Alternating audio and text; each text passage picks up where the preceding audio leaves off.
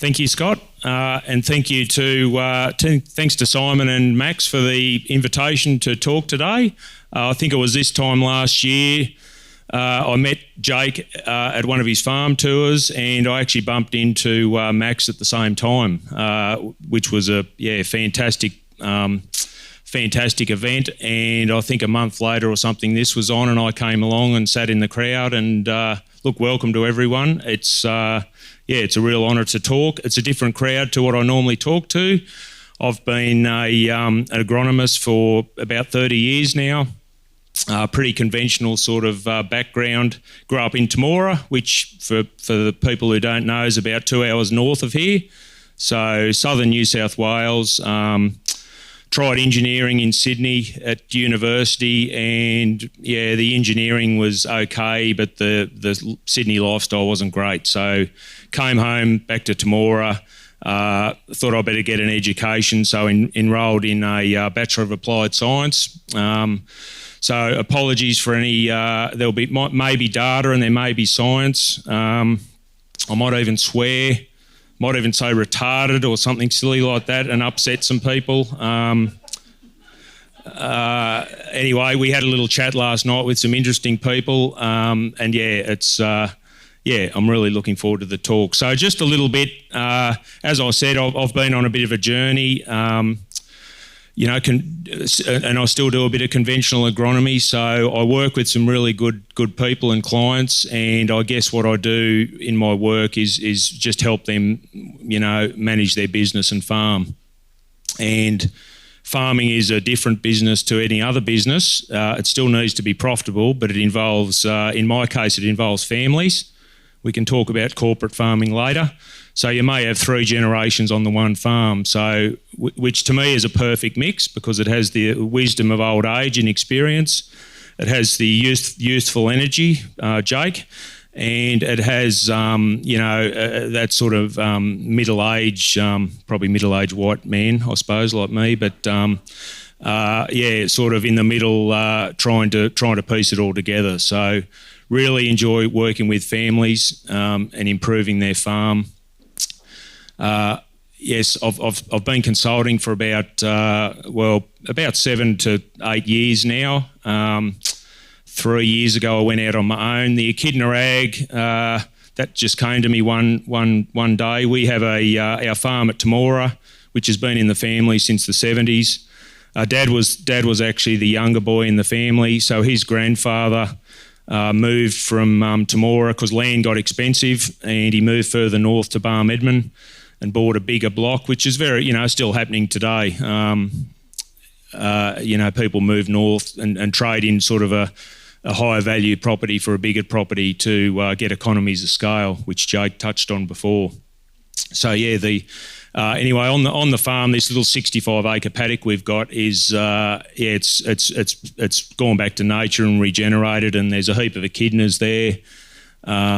Often you see them. They're a funny little critter. They're uniquely Australian. They're very stubborn. If you've ever tried to get one, in my work I do a lot of travelling, and it can be somewhat depressing driving around on Australian roads seeing the native wildlife that gets run over. And you do wonder how people can't see an echidna or wombat in the middle of the road, or whether they don't care, I don't know. But I guess for a couple of reasons I thought the echidna was appropriate because it's local to our farm and they do very well there. They recycle the termites and ants and do a little bit of disturbance, probably like your pigs do, I guess, in a farming sense. But they're a very stubborn, uniquely Australian animal. So probably somewhat, what would you say, hard to find and a little bit elusive. So I probably have a little bit of that in me. I probably don't chase this sort of speaking stuff. But anyway, I'm happy to talk to you guys. And don't take any offence, but I really came down for the food. As my wife would probably say, been known to drive out of the way to get a good feed. I appreciate the Walkie Farm produce, and the food at Yardbird was great last night. So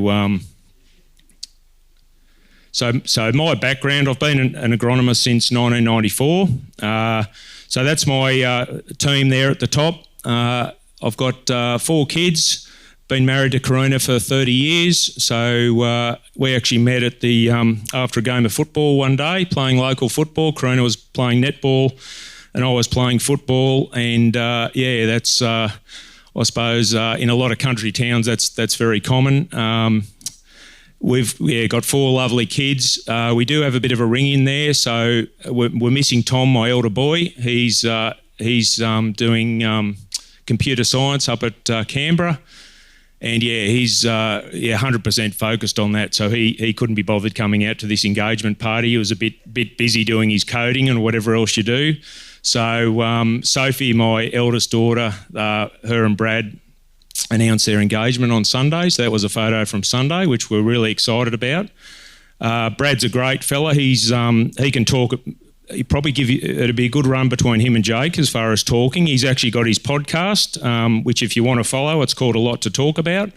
And he's a real estate agent. The other interesting thing, and it's very pertinent today, he was actually born with cystic fibrosis. So without modern medicine, I don't think he would have the quality of life that he has now. So, I'm certainly still pro-science, and, medicine has some really good points to it, and as we talk today, has some bad points. So does everyone know what an agronomist does? Basically, I advise farmers. I look at the soil, we look at plants. Yes, I did a science degree, which was 3 years. Big background in chemistry, I suppose. And when I started in 1994, it was at a bit of a transition phase. So we're sort of coming out of a wheat, sheep, very traditional sort of farming operation. So where farmers would grow pasture like you see around here, the sheep are on the clover or loosened pasture. That builds up the nitrogen in the soil, and then, farmers would plough that up and put a wheat crop in. Generally make more money out of their wheat crop than they would out of the sheep, but then they had to put inputs in to grow that wheat crop. So that was a very traditional, right through the wheat sheep belt in Australia, probably sort of west of the Olympic Way heading north. And once you get east of that, it virtually just goes into grazing and permanent pasture type country. So in the early 90s, I went to university and came out, and businesses were putting on agronomists, and I started working in a shop like a retail store. So we were supplying inputs to farmers, fertiliser, a little bit of chemical and some seed. And in the early 90s, that was when, like I said, there was a big transition in the farming enterprises.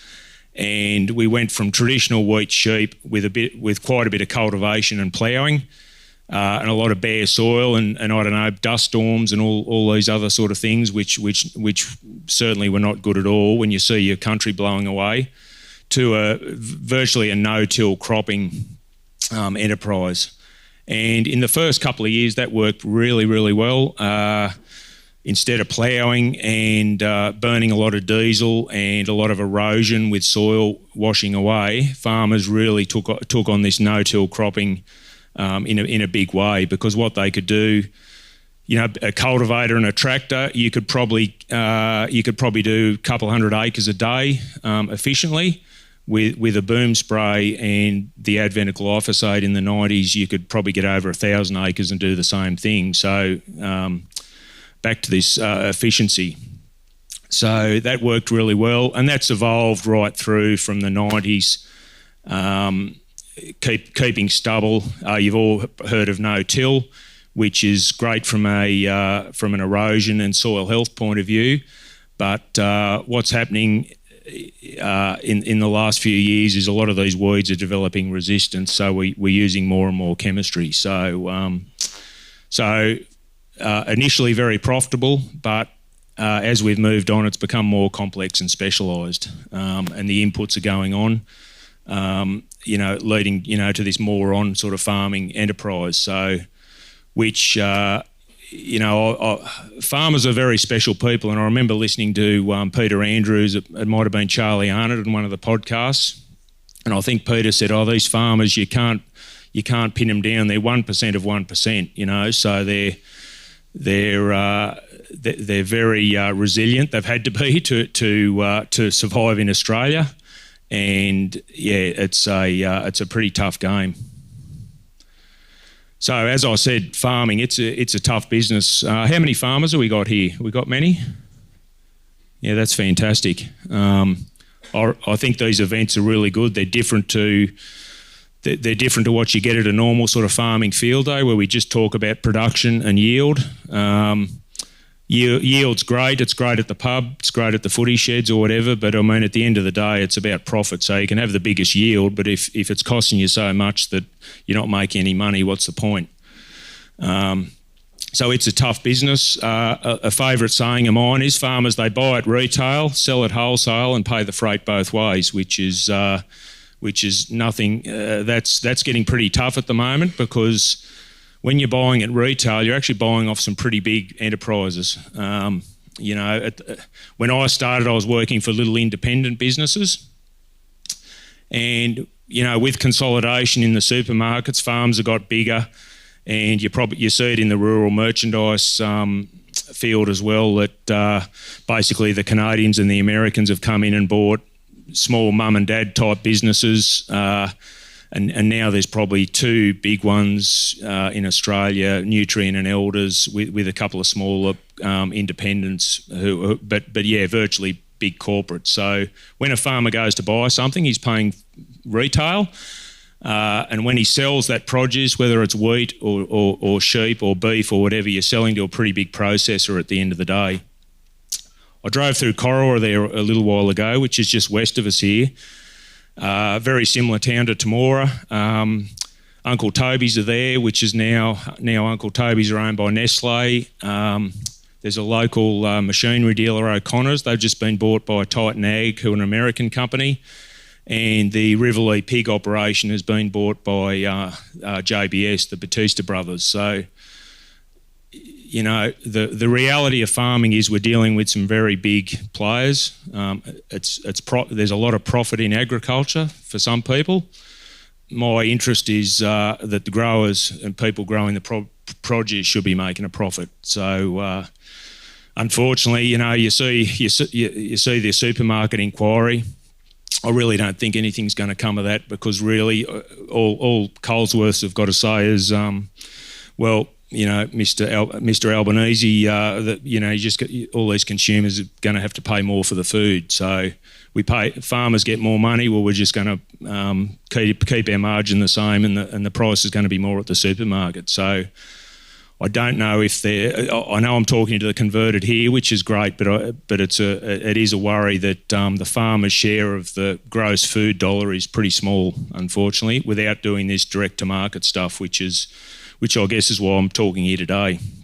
So yes, there's increasing costs. Jake touched on it a little bit. I don't know what an acre of land would cost down here around Albury, but it's probably $8,000 to $10,000 an acre, I'd imagine. So the simple numbers, if I want to expand my farming business, and I've got to go to the bank and borrow that money to buy that farm, we're looking at a pretty large cost and a lot of stress. It's uneconomic to do that at the moment, but because Australia is a pretty safe country, there's a lot of money coming in from overseas. So if I go to buy a farm up where I am, I'm probably bidding against a Canadian pension fund. So I have to go to the bank and please, Mr. Banker, can I have some money to buy this farm? Whereas the pension fund next door, they'll just pull the money out of their back pocket and buy it. So straight away they have up our way you're looking at 5,000. So they're $350 an acre in front of me right from the word go. So we can't compete with that. We need to farm a different way, I believe. So that's part of the talk today, I guess. Just back to, I'm just going to go back a little bit and apologise if I jump around a little bit. Jake touched on our little project up north. So the second part of my team, I guess, is, obviously the family. Also got a future son-in-law, Durra, who's a Yuin man from the south coast. So hopefully he's going to be taking a job with fire sticks and doing some regenerative burning and traditional sort of land management, which will be really good. So him and Phoebe will be moving down the south coast. So we've got a real diverse team, I suppose. We've also branched out. Jake mentioned our little adventure up north at Damara Heights. So that's also Jim, Alexander and Emily who are collaborating there. I actually met Dave Alexander's, Jim's father, here last year and had a bit of a chat to him. So it's amazing, you go to events and just talk to people, and it's amazing, you know, if you're positive and have an open mind. You know, I think in farming we're better off collaborating than trying to compete with one another all the time. So back to the agronomy. So data. I've just got a question mark on it there. Like I said, most things I go to, we're talking about yield and data. I'm very, you know, strongly focused on the farm. Regeneratives and farming's a somewhat contentious word, I suppose. I do feel it's sort of been greenwashed a little bit, because anyone can prove they're regenerative, but at the end of the day, if you're improving your soil, improving your farm, and growing better produce, it's got to be better for everyone. So that data there, that's just a simple bricks test there of some field peas I had growing a couple of years ago. That just measures the sugar in the plant, in the sap. So basically, the healthier sugar in the plant, and that's just using a simple refractometer. Nice sunny afternoon when the plant's growing well, you can just see how much sugar's in the plant. And the interesting thing about that, it's very cheap, it's very quick, it gives you a measurement straight away. And if you have healthy plants, what happens, the insects who go to bite on that plant get a gut full of sugar, turns to alcohol in their stomach, and they end up pissed. So they get a headache and hungover, and they leave your crop alone.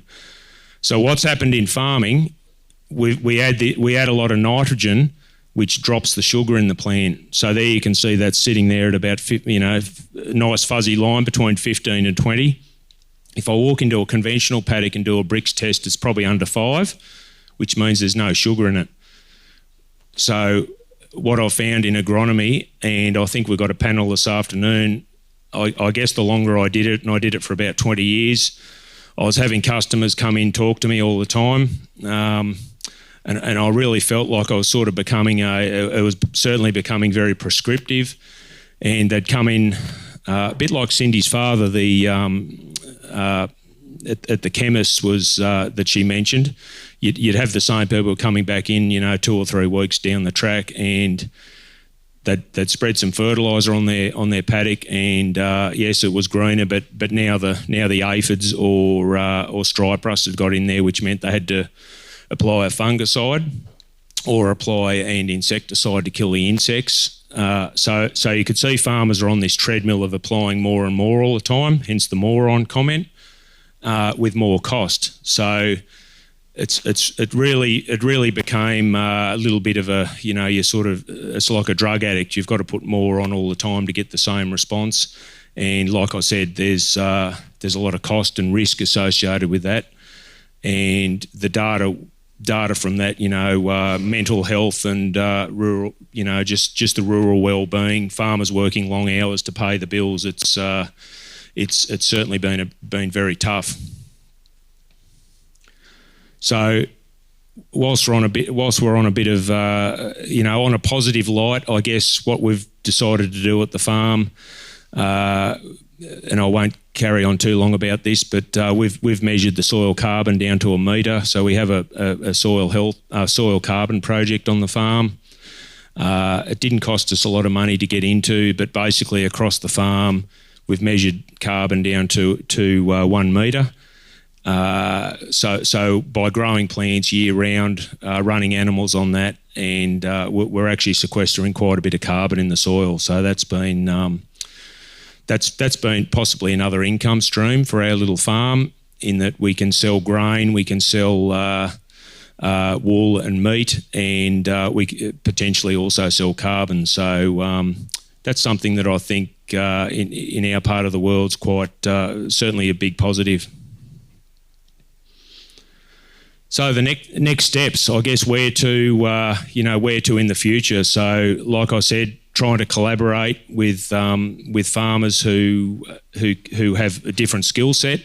I think we certainly need to get a better return on our product. So just trying to explore the direct marketing route, and just exactly what we're doing on the farm. So what we're doing on our farm, we're really focusing on keeping ground cover the whole time. So when we get the Australian climate, it's cold, it's wet, it's hot. We're really just focusing on keeping a live plant growing the whole time. Like I said, we have a carbon project, so those root exudates are really improving the soil, and we're able to turn off really healthy livestock by farming that way. So again, improving the ground cover, diversity is a key. So we're adding quite a lot of cover crops with different mixed species, with a legume, a grass, some herbs as well. So that what we find there, those different species really seem to collaborate together rather than compete. So we've got a healthy ground cover. You can see there we've got a mix of clover and peas, and that puts some nitrogen in the ground. And you can see there with the cattle, once that clover sort of dies off in the spring, we get a beautiful sort of summer grass coming back. So we've got year-round production, year-round grass without us costing too much. There's probably it might be a bit of roly-poly behind those cattle, but look, there's no weeds on our farm. So what we're finding, and that's one of the unintended consequences. Every time we use a herbicide to kill the weeds, we end up with bare soil, and Mother Nature really doesn't like that bare soil. So by keeping ground cover, we're minimising weeds. Yes, we still have some, but if they want to grow, they're there for a reason. So, if we get some weeds that may have copper or something in them, like heliotrope, the animal, it's not a monoculture of weeds. It's just a small amount that the animals seem to benefit from. So, no, quite happy with the direction of the farm. The positive, I guess, moving forward again, the plan is to do no harm, add biology. I don't know if you can see in that photo there, we've got some thistle control.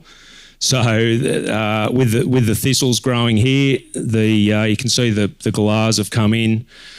They're actually sitting up there. They're protected from foxes and other things. I was saying to Jake the other day, because we're organic at home, we don't use any baits across the farm.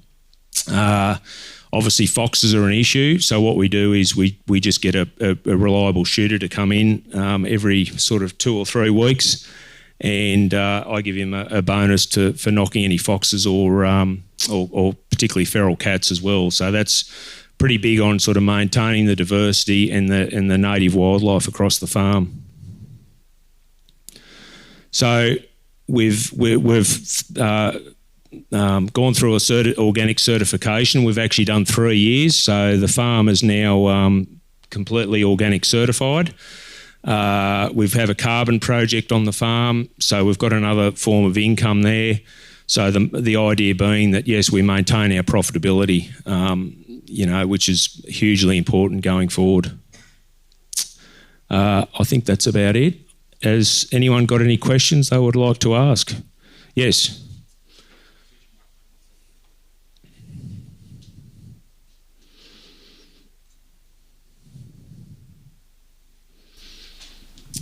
Thank you. You mentioned that when you drive, it's upsetting to see all the dead animals, and which I'm the same. I'm sure a lot of people are.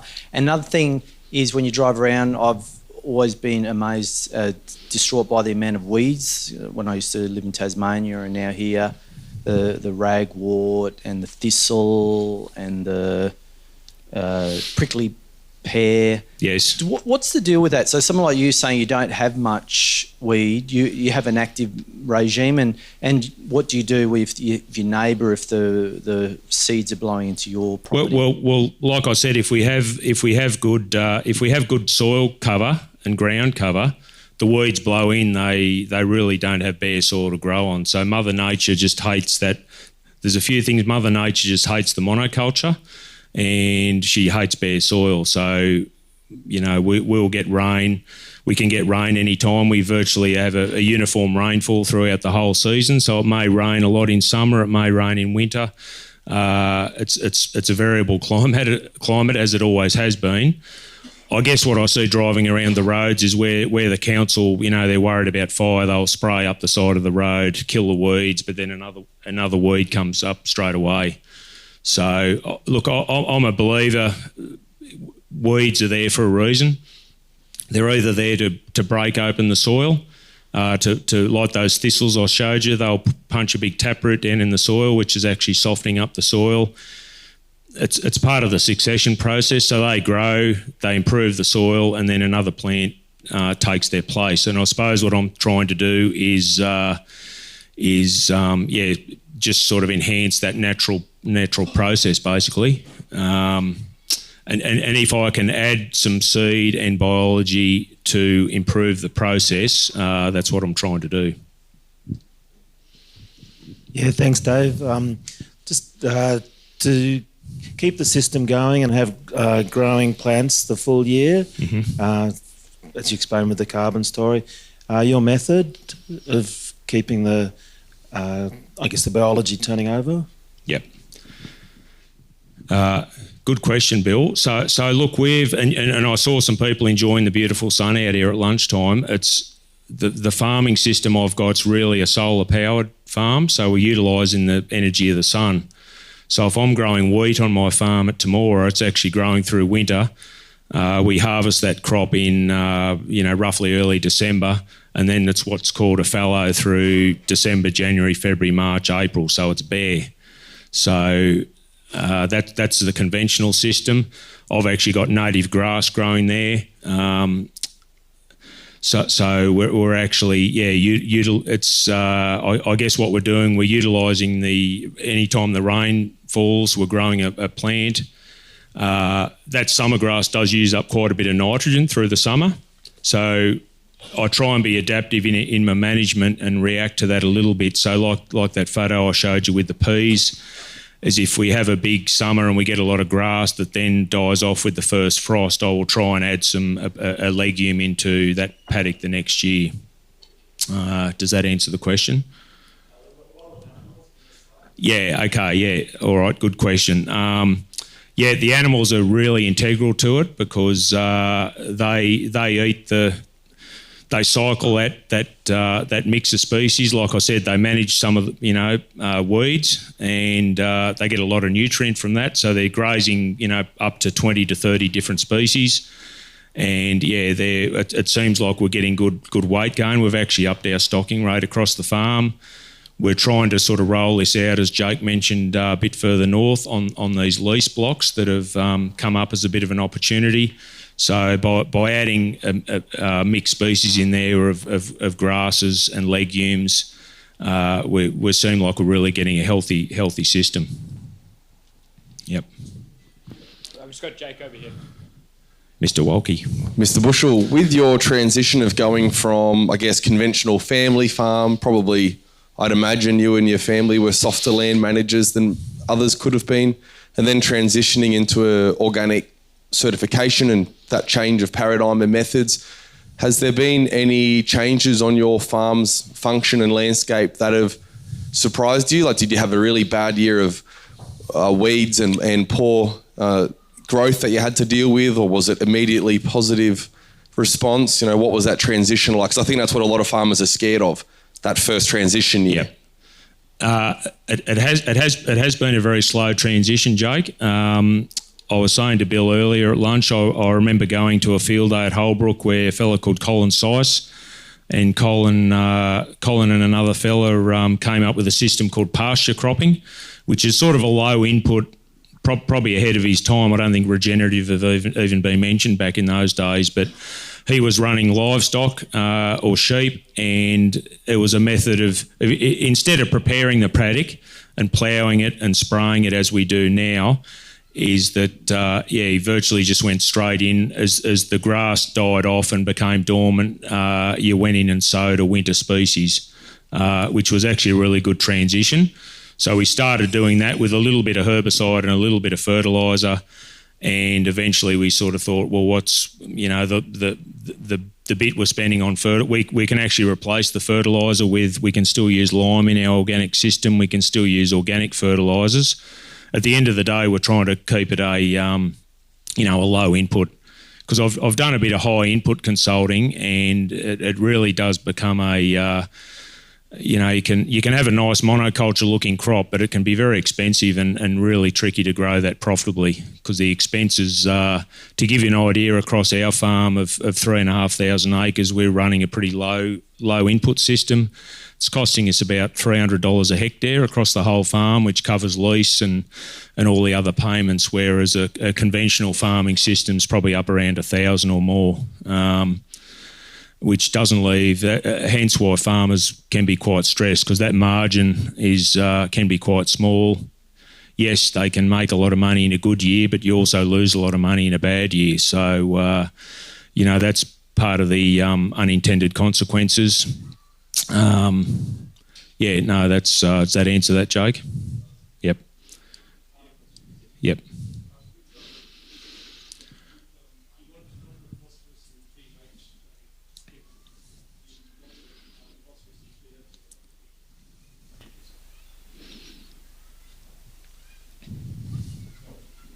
Monitor phosphorus and pH in that system. What sort of sweet spot, or from the animal cycling only, or you do add fertilisers to that? Yes, yep. The question was about pH, which is a measure of the acidity of the soil. So if you have an acidic soil, some plants won't grow. So I'll answer that a little bit in two parts. I suppose in my conventional agronomy role, we do a soil test and we measure the pH. If the pH is very low and it's acidic and we want to grow a crop of canola, for example, well, then we'll apply lime to raise that pH, which could be 2 or 3 tonne of lime per hectare, which then gets ploughed in to improve that soil. I'm still testing, but what I do in my system is I don't want to use the lime. I don't want to use 3 tonne of lime, and I don't want to it's expensive. It's expensive, and you have to spend all this money 12 months before you get a crop. So again, it comes back to cash flow and trying to make it work. So what we do, we'll use a multi-species with something like triticale, which will handle the acidic soil and grow really well. So we're just trying to add plants that start cycling the nutrients for us. And what we find is, rather than trying to grow a crop that the market wants, we'll grow something that actually suits the paddock. And it's a slower process. So so it's it may take a few years, but the triticale grows really well, or the cereal rye, which then it gets quite a deep taproot in the soil. So it starts cycling nutrients, which then we graze with animals, which starts cycling. So it's starting to bring boron and calcium and sulphur and a lot of things back to the top. And I think Cindy might have touched on it about, the genetics. So what we've done in modern farming is we've just chased basically just yield. So in effect, we've sort of turned big native plants that used to grow this tall into very short ones because they're more efficient. But given they're shorter and a dwarf varieties, they yield more grain, but it also, we've probably lost a little bit of their rooting ability. So we have a plant growing in a very shallow, with a shallower root. So it needs more water, it needs more fertiliser. So all the data and chasing yield is we're selecting varieties that need more inputs to do the same thing. So back on the pH, because I'm not using high rates of urea, we're actually not scorching the soil. So with the nutrient cycling and grasses, our pHs are sort of sitting around that 6.5. We do use a little bit of phosphorus. And it is, this year we've had a pretty cold winter with all these frosts. So being a sort of relying on the sun, the farm has gone a little bit dormant, which is, every year is a little bit different. And I look at the neighbours' crops and they've sort of got them nice and dark green and well, conventionally happy, I suppose. They look nice and green, but they've sort of pumped that up on steroids. So, unless it keeps raining, those crops can sort of collapse a little bit come the spring. Whereas I know our farm, as soon as the sun comes out, everything will grow and start cycling again. So, can be somewhat frustrating just to, you go, if we just put a bit of urea or fertiliser on, we'll really kick this into gear. But you do that, you're sort of going down that same track of spending money again. So, and I'm happy with the direction we're going. Nitrogen seems to be a big problem. I think adding a lot. Yeah, absolutely. And when I started in the job in the 90s, it was probably rare to use nitrogen. It doesn't matter what farming industry, whether it's dairy farming or growing cotton or growing a dryland crop, the rates of basically urea have gone up quite high. So again, that's a risk to the farmer to buy this fertiliser. Again, you're buying it off a limited number of multinationals. So a couple of years ago, that price virtually tripled very, very, very quickly. So that put a lot of pressure on farmers if they're in that system. So the cost price squeeze and the inputs have certainly become an issue, and I guess and we'll probably cover it in the panel this afternoon. The inputs on some of these crops. So to give you an idea, to grow a wheat crop these days, it probably has 2 sprays of glyphosate through the summer, probably with a 2,4-D amine in it as well. It would then get a paraquat, which is gramoxone, before sowing to control some resistant weeds. We would use a pre-emergent like Secura to control the ryegrass. So that covers us up to about May. Then we would use a post-emergent herbicide to clean it up, to clean up the broadleaf weeds, which would be, like an MCPA, Lontrel, which is clopyralid, something like that. It would probably get 3 or 4 applications of urea through the year, which the trouble with that, like I said, it drops the sugar, so we end up with stripe rust. So now we're also using, there'll be a fungicide on the fertiliser, there'll be a fungicide on the seed, and probably 2 fungicides post-emergent across that crop. So, it comes back to food health. I'm not blaming any farmers for doing what they're doing, because they're just trying to grow a product, and unfortunately they're growing a commodity. So there's no, I can take my regenerative wheat into the silos, and the neighbour can take his full chemical wheat in at the silos and get the same price. How much cost? Probably around $800 a hectare. Again, the big part of that is the fertiliser cost and the nitrogen. So, yes, there's a lot of stuff goes into growing crops these days, and the other issue is then it's got to get stored, right? So, you're looking at treating the grain once it's in storage, because the weevils want to eat it. So it's looking, there's products that go on the grain to keep the weevils off it through that storage process. So it could have 2 applications of a basically an insecticide to keep that grain from getting eaten through in the silo. So yes, it's a high chemical load, and you look at the health issues today, and you do wonder. Is the wheat now toxic, or is it residues in the grain, or what exactly is it? I don't know. So we'll continue this in the panel. Okay, thank you.